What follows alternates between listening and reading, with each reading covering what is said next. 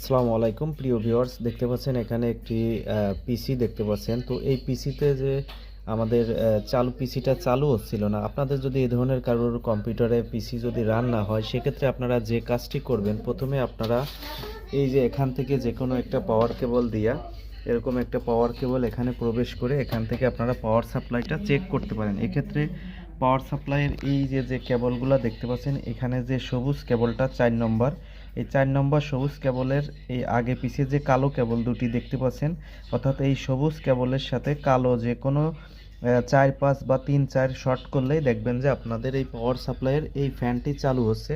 তাহলে বুঝবেন আপনাদের পাওয়ার সাপ্লাইটা ঠিক আছে। দেন আপনি এখান থেকে এবং এখান থেকে সবগুলা যে কানেক্টর আছে সবগুলাতে 12 ভোল্ট, 3 ভোল্ট, 5 ভোল্ট এরকম আছে কিনা, এবং এখান থেকে এই কেবলে 12 ভোল্ট থাকবে, ঠিক আছে।